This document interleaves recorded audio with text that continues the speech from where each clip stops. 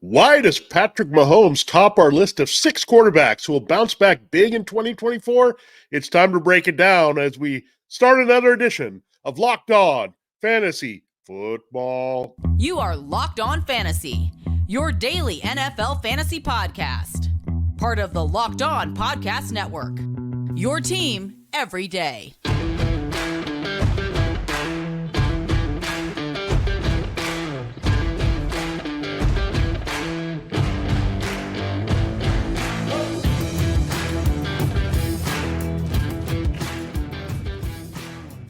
Greetings, everyone, and welcome to another edition of the Locked On Fantasy Football Podcast. As usual, I'm one of your co-hosts, Vinnie Iyer, and I'm not doing this. I'm writing about NFL fantasy and betting for sportingnews.com. Hey, I'm Michelle Magdziuk, researcher at NFL Network and fantasy analyst for NFL.com. All right, Michelle, we are flipping into more off-season storylines. We're going to keep you smart here all throughout the offseason. We are Locked On Fantasy Football, your destination to become the smartest fantasy football player in the league. However you're playing fantasy football, we're part of the Locked On Podcast Network, your team every day, your fantasy football team every day as well. Today, we're going to look at 6 quarterbacks that will bounce back from where they finished either an average fantasy football scoring in 2023 or just overall scoring. Maybe they had some injuries, maybe they had some issues keeping them away from scoring high, but these are players that I think if you would draft them in the same spot where you looked at last year where they finished, you'd be kind of undervaluing them. These are guys that I think can go higher off the board and maybe some good values for you. And we'll do this for all the main positions. So we'll do quarterback today, come back with running back to close the week. We'll take Monday off for the holiday and then come back with wide receivers and tight ends. So a lot of good stuff to break down there as we just get started here in the offseason. This episode of Locked On Fantasy Football is brought to you by Game Time. Download the Game Time app, create an account.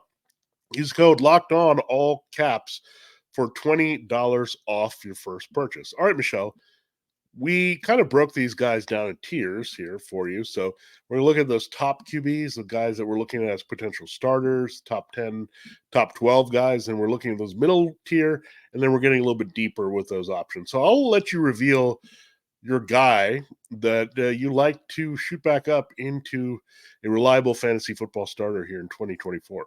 Yeah, I think Kyler Murray is being overlooked as one of those top options that should go off the board. I think he has the same ceiling as Mahomes, as Allen, as Hurts. And he's not going to be drafted that high, which is nice. Like, he's still going to be a middle round pick, not anything too cheap, but he's going to be one of my favorite values. He finished as the quarterback 9 in fantasy points per game this year. He only played 8 games, right? Was coming off the ACL tear. Took him a while to come back. He scored over 20 points in 4 of those 8 games. Another 2 of those games scored between 17 and 18 points. So he really only had 2 bad games. And that was, again, coming off a super serious injury with a brand new head coach and in a new system that he's just learning. And without really any good wide receivers. I mean, Marquise Brown was his top wide receiver. Brown was dealing with injuries as well.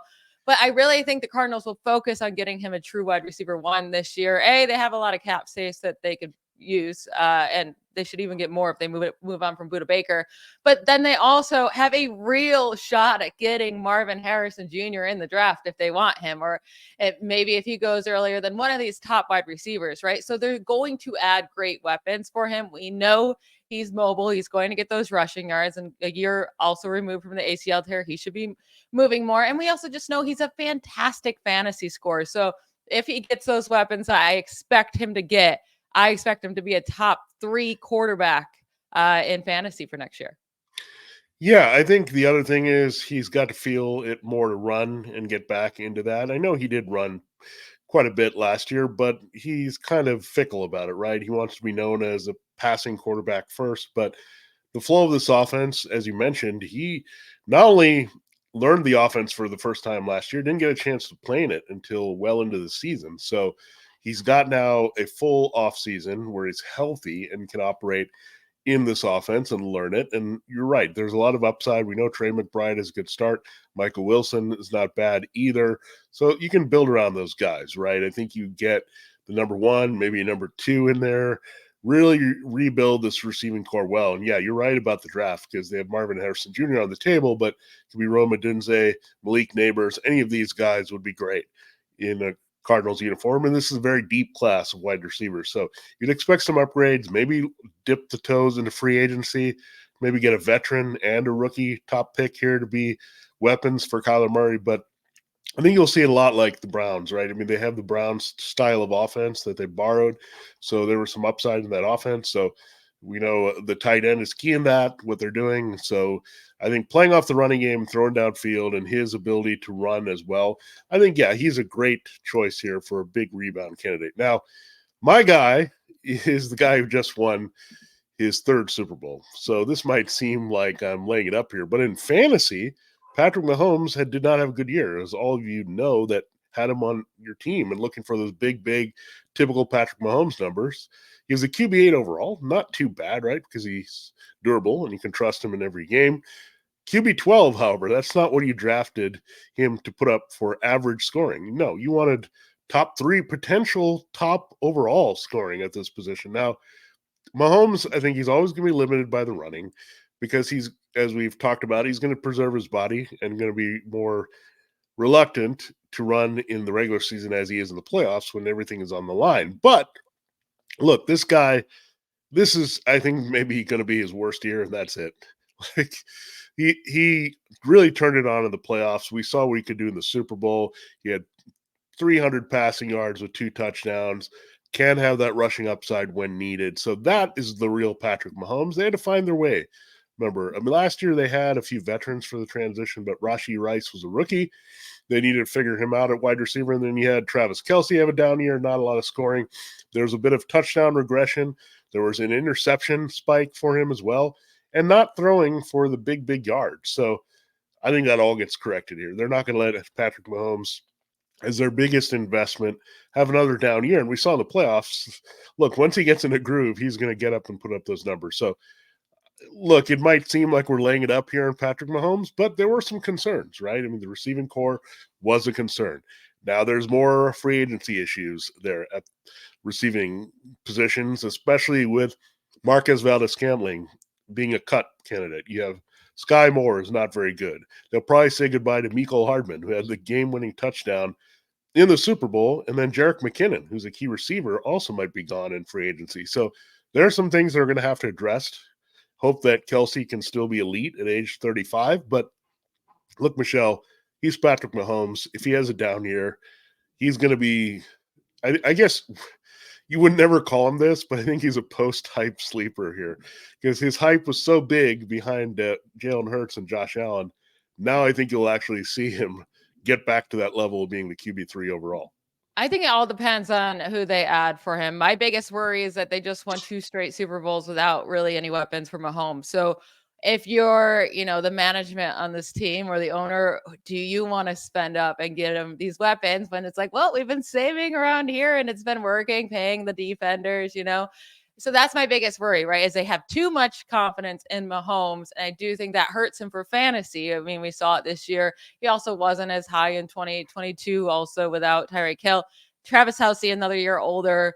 Like, if it's just Rashee Rice, I love him, but I'm not going to feel really confident, and his touchdown spiking all the way back up is what we need. Like, even with the Chiefs having this great playoff run and Mahomes looking really good, besides the Super Bowl, none of those would have been good fantasy days either. Like, Mahomes, still Mahomes this year. He's making insane plays. It's just he was not throwing touchdowns.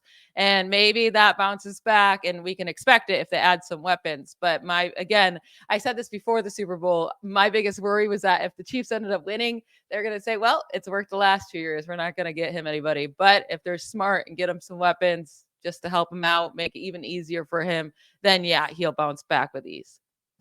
Yeah, the thing I'll counter is they've actually tried to get weapons for him, right? And they just haven't panned out. Kadarius Toney was a first-round pick. Yeah, maybe they should be better at taking wide receivers too, well, because they'll get better. They took Rice over. Who was it there this year? That was I'm thinking of Sky Moore over George Pickens. They're. I think they miscast Sky Moore. They thought he could be a certain type of player. He didn't work out in the slot. So then I was going to say they had two chances to take Tank Dell, and they just let him sit there. Tank Dell in this offense would have been so good. So I'm a little bit worried about their abilities to draft. Oh, I'm not. I mean, look at how they've stacked positions all across the board. I mean, this team the defense, is real. Yes. They're really good at drafting. Look, they're going to figure it out, and they're really good, obviously, at figuring out what they need for Patrick Mahomes. And Rashi Rice is a keeper. Kelsey's a keeper. That's a good baseline. And Marquez Valdez-Scantling, they counted on him as a deep threat. He kind of disappeared. So maybe get yourself an opportunity to upgrade the deep threat that's there and kind of streamline it. Once they figured it out and he realized who he could trust out there, he was in good shape. So like Tony, Sky Moore, they tried, it's gone. MVS, they tried to make it work for multiple years. That's not an issue anymore. So I think they understand the need for receiving help. I don't think they're going to ignore that here because, again, they know Mahomes is their best asset in the end, and they're going to keep trying to help him. And look, they might have to say goodbye to L'Jarius Sneed, Willie Gay, somebody on the defense because of that. But look, Mahomes is the number one priority on this team to keep him going. And look, they won the Super Bowl like that, but I think when they're going for a three-peat, I think they would want to make it a little easier. I don't think they want to be the number 3 seed again, struggle a little bit, have it go on the road in the playoffs. So I think that's the thing you're going to see. And their schedule is very favorable, by the way, for a lot of high-scoring games that are potential. Then I talked about Joe Burrow, and the Browns are on the schedule, the Ravens, the entire AFC North. Those could be some high-scoring games. So I really think when you look at Mahomes, the environment overall is going to be better for him to produce, but we'll see. But Mahomes and Murray, just two guys that are just too good, I think, talent-wise, where you're not going to see that slip again if they're on the field. So we can look a lot into Mahomes here in this offseason. We do have a couple more quarterbacks in the middle tier that we're going to look at for maybe having some QB1 upside here. So we really want to examine those players here, and we will do that in our next segment. First, we have to hear from one of our fine sponsors.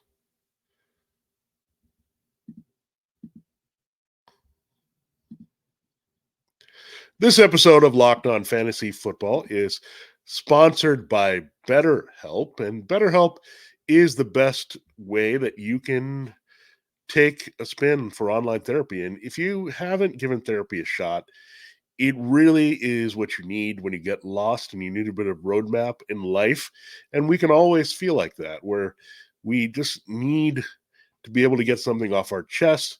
Big or small, certain things can really start to get to you. So it's important to let that out, especially to someone who's unbiased in your life. Right now, look, I'm kind of frustrated that football's over, and I kind of tie everything to that. I love the season. I'm into it. So feeling a little withdrawal and trying to connect with other things in this world. And sometimes it can be a lot more serious than that, right? Where we're looking to just to find our place and know our role and really know that we can be happy in that. So it's a good thing to explore online therapy. So you want to feel and you want to feel the best you can, and really BetterHelp and online therapy is going to help you feel like your best self. So check it out. Therapy can be different for everyone. Most have bigger problems, some have smaller, but anyone can help and guide you through them. If you're thinking about starting therapy, give BetterHelp a try. It's entirely online, designed to be flexible and suited to your schedule. Visit betterhelp.com/lockedon to get 10% off your first month. That's BetterHelp, BetterHelp, HELP.com/locked-on. All right, Michelle, we had a little bit of debate over the first two guys. I did agree with your Murray pick. We'll see about Mahomes. But now we might have a little bit more debate here. So let's start. These are guys that have that QB1 top 12 upside that are big names. Let's not kid ourselves. They both went to the same college. So I'll tease it that way. Michelle, you reveal your rebound candidate here from this. And this was going to be maybe my choice. I went in a little different direction, but I definitely agree with you on this. Yeah, so mine's Deshaun Watson. He's not going to ever be on any of my rosters, but I do think he will bounce back this year. I mean, his second season with the Browns, he didn't play very many games, right? I mean, it was short. He hasn't played very much with the Browns at all. But I will say, in the few games that he did play this last season, it was better than the season prior. So really, he played just 5 games this past season with even 6 pass attempts, right? So just looking at those, he had 3 really solid games out of those 5, 21 points, 21 points, 19 points, and then 2 lower games there at Pittsburgh and at the Ravens, 2 divisional games. So you can give that to him. But I do think Like, he has the weapons with Amari Cooper and David Njoku. That's a good start. Maybe they add some more pieces. We'll see how they change there. But also the change of offensive coordinator to Ken Dorsey is really what is getting me thinking that Watson's going to make a big bounce back for fantasy here. Dorsey has worked with two quarterbacks in his NFL career. It was Cam Newton during his prime, 2013 to 2017, and then Josh Allen from 2019 to 2023. Like, I feel like if you're comparing any quarterback to a Josh Allen type specifically, it is Deshaun Watson, that really big guy, but who's also very mobile, can truck people, and has a very strong arm. Like, they are similar players. So I do think Watson's going to start running the ball more. We did start to see that a bit more in this 2023 season than we saw in 2022, but that's what he's going to have to do, right? And I do think with Ken Dorsey, we're going to see that. We're going to see him passing a lot more often than, because the Browns were so focused on giving the ball to Nick Chubb, right? And then also when they do run, I do think that Watson's going to get a decent, solid chunk of that. We saw that with Dorsey with the Bills. The Bills had the second fewest rush attempts by running backs among all teams during the span that Dorsey was OC with the Bills. And that's what's making me think here. He's going to run a lot more. They're going to give him more passing opportunities. He's going to be going down the field a lot more with his arm. We know he has a strong arm. We know that's what Dorsey likes to do. So I think Watson has a nice bounce back year, top 8 or so quarterback this upcoming year. Yeah, you make really good points with Ken Dorsey. I feel like it's going to be a little bit boom or bust with Deshaun Watson, but given where you're going to get him in drafts, I think there's a value there, right? The thing is, very interestingly, Joe Flacco down the stretch was a top fantasy football QB in this old style of offense. And Deshaun Watson, we know the biggest thing is he couldn't stay on the field. And he had the suspension in his first year. He couldn't stay on the field in his second year. And now he's breaking into a new offense. So Deshaun Watson is very tempting. And like you said, it's hard to want to draft him, right? You said you didn't want him on your team. Like, I think you have to get him at the right spot. Someone else might jump on him because of the name, right? But if you can get him down at between QB 10 and 15, somewhere there, and you're not totally hot on your number one guy, say, and you want to have maybe a situation where you can play the matchups or have an upside quarterback that you think, because often when I draft quarterbacks and I wait and wait and wait, often the second guy outscores the first guy, and I end up starting him a lot of the time. So when we look at that, I think he's one of those, right? I think, yes, they're in theory with all that's going on, but keep in mind, I think they have to do some things with their weapons here. Elijah Moore didn't really come through as much. Amari Cooper's getting a year older. David Njoku is fine, but I'm not sure how he'll be used, right? Is it going to be more that committee approach we saw with Dawson Knox and Dalton Kincaid with Ken Dorsey? So are we going to see some things go away? Is this going away from the running game is really the best idea? And I'm not sure if Deshaun Watson, look, Cam Newton and Josh Allen are all-time runners. Watson's a very good scrambler, but I haven't seen that as part of his game in the second iteration yet, all that much. So, look, I think this environment and Dorsey and all that step up here. Watson, it comes down to Watson and his motivation, right? I mean, there's talks about, can the Browns get out of this? There's some rumors that they're looking at a new quarterback. So it really is a make or break year for Deshaun Watson. I think that's how you have to explore it in fantasy. Now, I also think it's a bit of a make or break year for this other quarterback from Clemson, Trevor Lawrence. Now, I was highly disappointed in this season. I was expecting some big things from him and the Jaguars. I mean, the Jaguars, I thought at least were going to repeat in the division and make the playoffs, but Trevor Lawrence, I mean, just was struggling. But what gives me some encouragement is what he did down the stretch. I understand Calvin Ridley is a free agent. We're not sure if he's going to be back, but Calvin Ridley was very volatile. And I think he had to figure it out a little bit late when Christian Kirk went down, and it took him a while. And you look at the last 5 or 6 games, that's where you saw the Trevor Lawrence produce that you thought was going to produce for much of 2023. So, and I also think their offense kind of let him down a little bit, where they didn't kind of be creative and open things up. Well, I think they're going to learn from the mistakes there, Doug Peterson. So, look, he's just got too much talent to me. And if I'm going to take a shot on a guy that's similar to Watson, I think I prefer Lawrence a little bit more, because I think I know he's dedicated. He's trying to get that biggest contract as the number 1 overall pick. He's got to get re-signed. There's going to be some motivation. He's got a very good pedigree. He's a winner. We know that. So QB 17, QB 13 last year. I think he easily finishes in the top 12 this year. He's just too good. And we'll see some of the positive regression with his rushing production as well. And I think they'll figure out the weapons. I think they have a few keepers here. If Kirk's back, Ingram's back, we'll see what they do about Ridley. I think they're going to upgrade their offensive line as well. I think I'm just looking at the body work down the stretch, last few games. I think that translates really well here for Trevor Lawrence. And look, he wants the big payday. He wants to be the highest quarterback paid in this league. Joe Burrow and Justin Herbert are setting a standard here right now from their draft. So it really comes down to Lawrence playing well. And I think having that bit of motivation also is going to have him execute, because there's a lot of things also, Michelle. If you watch his game last year, he left a lot on the table. There was a lot of plays that he could have made, that he didn't make, that he should have made with his talent. So I think he's going to execute a lot better this season.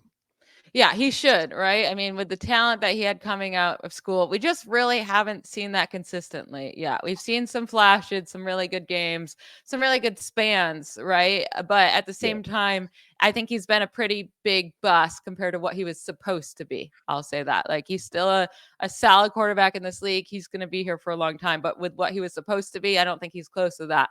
He needs to start getting there, right? Like, if he's going to get to that level, it has to be in his fourth season. I mean, how much longer are you going to wait for a guy to be elite?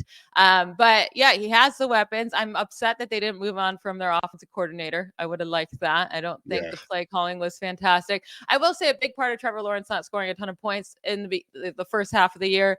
Travis Etienne was just stealing like 2 touchdowns every game. It was like 2 touchdowns, 2 touchdowns, 2 touchdowns. So, that could have changed pretty easily there. And we could see that go to the quarterback side. And then also he was injured for a large part of that year. I mean, he played through multiple injuries. So yeah, I'm fine with taking another shot on him. He'll go late next year. I prefer Watson over Lawrence in a guy that's going to rebound, but I could see that from Lawrence. We're going to get into our sleeper tier quarterbacks that we think we can rebound. These are not guys we're excited to draft. Don't get us wrong, but they are guys that we could see have a solid year next year that you can draft super late in your draft. But first, we have to hear from another one of our sponsors. Buying tickets to your favorite events shouldn't be stressful. Game Time is the fast and easy way to buy tickets for all the sports, music, comedy, and theater near you. With killer deals, last-minute tickets, and their best price guaranteed, you can stop stressing over the tickets and start getting hyped for the fun that you'll have. It's the fastest growing ticketing app in the country for a reason. Get images of your seat before you buy so you know exactly what to expect when you arrive. Buy tickets in a matter of seconds, 2 taps, and you're set. And tickets are sent directly to your phone so you never have to dig through your email. I have used the Game Time app many, many, many times. I used to wake up on Sunday morning before the Steelers games, buy tickets at the last moment. I knew they were the cheapest I could find out there and always super reliable and easy to use. Take the guesswork out of buying tickets with Game Time. Download the Game Time app, create an account, and use code LOCKEDON for $20 off your first purchase. Terms apply. Again, create an account and redeem code LOCKEDON. That's LOCKEDON for $20 off. Download Game Time today. Last minute tickets, lowest price guaranteed. All right, Vinny, you're this one guy, I do not like whatsoever. But go ahead, talk about him. Why in his 100th season in the NFL will he finally be decent for fantasy? Well, first of all, I can't promise you that I didn't pick this guy on purpose. Also, I had Trevor Lawrence too, and he didn't make you happy for a lot of last season either. So I had to go for a double dip, but also I didn't pick this guy because he'll make our boss here on the network, Ross Jackson, happy because he's a New Orleans Saint. He is from Locked On Saints, Derek Carr. So Derek Carr is my choice, and this might seem very odd, but if you look at his last 5 games of last season, there's something that went on with the light here. I know it's a different offense, but I actually think this offense is much better. They were really tired with this Pete Carmichael Jr. stuff that they had carrying over from Sean Payton. So what do? You borrow from the offense that you should be borrowing from, the 49ers. Clint Kubiak comes over. He's, of course, Gary's son. He had some time in Minnesota up there and helped. So we've seen some production in relation to this offense with Kirk Cousins and the transition there. We've seen some with Brock Purdy, right? And who's very similar to both of those quarterbacks? It's Derek Carr. Now, I'm not saying this might be the best coordinator fit in Carr's career, but look, it's a lot better than Josh McDaniels. That was a disaster, and they sat him. It was just too complicated. For Derek Carr, it has to be simple. I mean, he's not the quarterback that can process a lot of things the way other guys do, because what does he do? He often, if he sees coverage, he's hesitant, right? He's not going to throw into coverage. He needs plays to be designed for him where the guys get open, and he's not doing a lot of the work. And the after the catch ability in this offense, we know from the 49ers, is pretty critical. So getting people in position to really open it up. And we know if Klint Kubiak came from Christian McCaffrey, Alvin Kamara is a little bit in decline, but I still think he has that ability as a receiver to help out there. I think you saw Derek Carr and Chris Olave really get on the same page last year. I think they'll move on from making Michael Thomas a thing. What else did you see develop? Derek Carr and Rashid Shaheed started to become on the same page, right? In the downfield throwing, I think you'll see more of A.T. Perry, who seemed to also come along there with Derek Carr. They didn't try to force a lot of things with him. They got to even some tight ends involved late in the season. So I think there was a little bit of light going on. I knew it was going to be struggle early for Derek Carr. I think, again, he settled into the offense they had, settled into the players around him they had. Now I think he gets a superior system. And I also think the Saints team has been a good defense for a while, right? I don't think they're going to be that good anymore. Like, I think there's some fading parts of this defense that we've seen, and the Saints are going to put up some more numbers. So, look, you're not going to get any rushing from Derek Carr. We know that. That's zero, absolutely zero. It all has to be the passing game. But we have a coordinator now in Kubiak who has done it and helped guys before as an offensive coach put up some numbers. So he may not be the juiciest, but look, you're not looking for much for Derek Carr, and he could be a decent value for you. Yeah, just let him stay on waivers. He can be one of those guys that you play in good matchups. Derek Carr is literally just a more annoying and way more expensive Baker Mayfield in the terms of they can have spans of games where they have nice games where you're like, wow, he can play quarterback. And then as soon as you start to trust in him, just completely falls on his face. And that's Derek Carr his entire career. So Well, I no think way he am I might be trusting cheaper him than for Baker making me. Mayfield, right? He might actually be cheaper than Baker will be super cheap too, though. Baker, I mean, they're Baker both and cheap. Gino. So Yeah. I don't know. I think he's just worth a dart on just because there's a lot of weapons. It's a good offensive system, and he's good enough. Like, I don't think he's going to blow you away. I think I'm looking at just can he finish in the top 14 of QBs? That's kind of his ceiling. That's all we're looking for down here, right? We're looking for someone, if you wanted to put in a matchup based system with another quarterback, that would be good. And look, I play in some 14 team leagues. Like, I wait as long as possible for quarterback to find someone. I mean, I won a title with Geno Smith a couple years ago. This is the type of guy. This is the candidate I'm looking for, the Geno Smith, Baker Mayfield type from the last 2 years. And I think Derek Carr, for me, look, those guys weren't exciting either, and they end up being good for fantasy. But you have one that I will say is one of my public enemies. So we're even on this one. Yeah. So, like, if I'm going to completely punt on the position and take someone, I'm going to take someone that has higher upside than quarterback 14. I mean, we know that with Derek Carr. So, I mean, in 2022, Daniel Jones is the guy that I could see having a bounce back. Again, nobody exciting, but he was the quarterback 9 in both total points and points per game in the 2022 season, right? Jones's 289 fantasy points in 2022 were more than Derek Carr has had in any season in his entire career. So I don't care that, Josh McDaniels was bad for Carr. Like, he's had many, many years now, and he's never done anything. But so Jones this last season, obviously, he got injured in week 5. He only played 4 games in 2023 before that week 5 injury. Came back like in week 9 for like 5 seconds, but then was done, right? He had a lot of new weapons, a lot of young weapons too, but then new with Darren Waller as well. And not really any time to warm up to them, right? Because he, again, only played those first 4 full games of the 2023 season. 2 of those 4 games was against the Cowboys defense and the 49ers defense. That's pretty brutal. He had a huge game against the Cardinals, scoring over 30 fantasy points. And then, he was bad against the Seahawks again in week 4. I'm not trying to say his season was good. It was atrocious.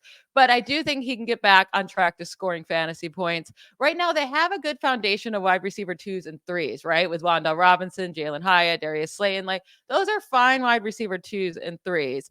but they still need a wide receiver one. The great news is they have a decent amount of cap space, and then also the 6th overall pick. So if they want a wide receiver one, they're going to be able to get it there at their 6th overall pick in this class, right? Or maybe they take Brock Bowers if they move on from Darren Waller. But I will say I do like Daniel Bellinger too as a young tight end. So I think he has solid pieces there. They just need that one true target for him. Brian Dable's still there to call the plays. We know he's a very good play caller if he has a quarterback that can just be somewhat decent. And I think Daniel Jones bounces back with his rushing ability. That's really what it comes down to, right? He runs the ball, he can score rushing touchdowns, and he has a big arm for some random big plays. Yeah, I think this is a desperation season for Daniel Jones because he got the investment, right? If he flops again and he can't stay healthy, that's it, right? For the Giants franchise quarterback status. It's gone. It's kind of like Geno Smith, like regressed a little back, but the difference is Daniel Jones is a younger quarterback, right? So I think the Giants had a little bit more upside feeling with him, and now he's got to show a lot of that.